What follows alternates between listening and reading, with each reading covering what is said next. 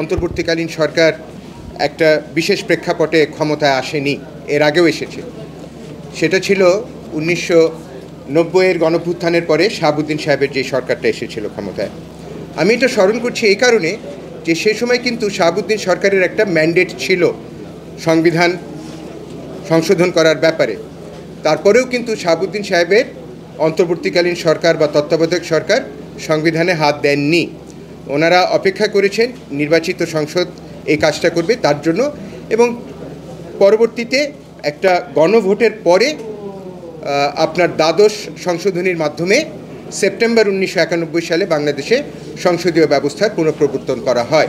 এই 2024-এর যে গণঅভ্যুত্থান, সেই গণঅভ্যুত্থানে প্রথম অবস্থায় 9 দফার আন্দোলন ছিল, কোটা বিরোধী আন্দোলন ছিল, পরবর্তীকালে সেটা 1 দফা আন্দোলনে রূপান্তরিত হয়।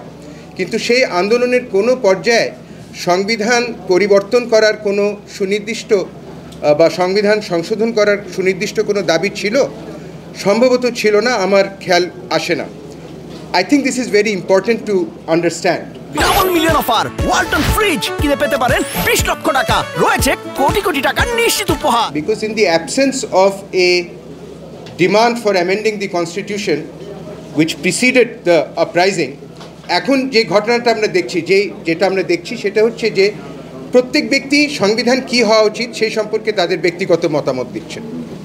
কেউ কেউ বলছেন যে আনুপাতিক নির্বাচন হওয়া উচিত, সমানুপাতিকভাবে প্রার্থীদের প্রতিনিধিত্ব আসা উচিত। কেউ বলছে দ্বিকক্ষ বিশিষ্ট সংসদ হওয়া দরকার। কেউ বলছে যে সংবিধানে রাষ্ট্রের যেই মূল নীতিগুলো আছে সেগুলো এনফোর্সেবল রাইটসে পরিণত হওয়া দরকার।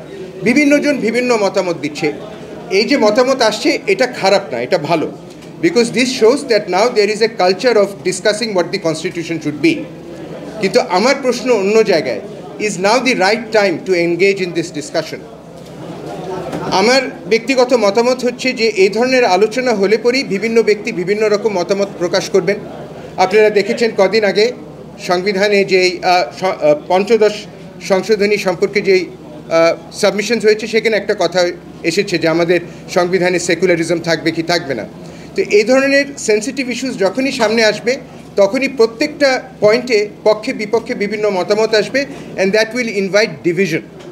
আমি ব্যক্তিগতভাবে মনে করি that we should become less ambitious at this juncture.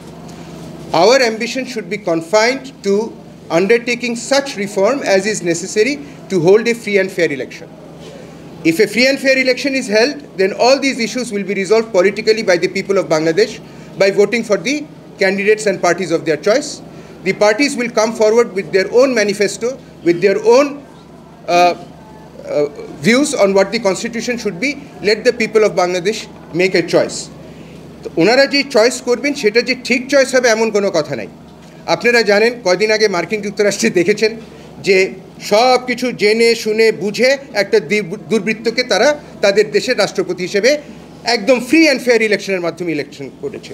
সুতরাং ফ্রি অ্যান্ড ফেয়ার ইলেকশনস যে সবসময় ভালো ফলাফল আনবে তা না, but as long as we can ensure A series of elections which are freely and fairly held, 2টা 3টা 4টা সাইকেল অফ ইলেকশন হলে পরে আমার দেশে রাজনৈতিক কৃষ্টিগত যেই পরিবর্তনটা আমরা দেখতে চাই সেই পরিবর্তনটা আসবে। সেটা আপনি সংবিধান পরিবর্তন করে কতখানি আরোপণের মাধ্যমে আনতে পারবেন সে ব্যাপারে আমার যথেষ্ট সন্দেহ আছে। একটা কথা খুব ফ্র্যাঙ্কলি বলছি, সেটা হচ্ছে যে বর্তমান যেই অন্তর্বর্তীকালীন সরকার আছে, আমরা চাই কি না চাই, আমরা মানি কি না মানি, এর পপুলারিটি কিন্তু ক্রমে হ্রাস পাচ্ছে। আমি যারা ক্ষমতায় আছে তাদের কারো সমালোচনা করছি না, তাদের সততা এবং নিষ্ঠা সম্পর্কে ব্যক্তিগতভাবে আমার কোনো সন্দেহ নেই, কিন্তু তাদের যে জনপ্রিয়তা হ্রাস পাচ্ছে, গ্রহণযোগ্যতা হ্রাস পাচ্ছে, সম্প্রতি 2 জন উপদেষ্টা নিয়োগ নিয়েও নানা রকম বাকবিতণ্ডা হচ্ছে, এটা কিন্তু স্বাভাবিক। কেন জানেন? কারণ they do not have a political mandate.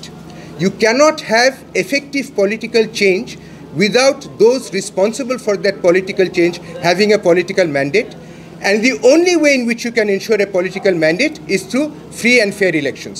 আমি মনে করি আমাদের দেশে এই মুহূর্তে সবথেকে বেশি যেটা দরকার একটা clear announcement, A clear road map towards A free and fair election, and the agenda for institutional reform, constitutional reform should be confined to only those steps which are necessary for holding a free and fair election. Thank you very much. Right.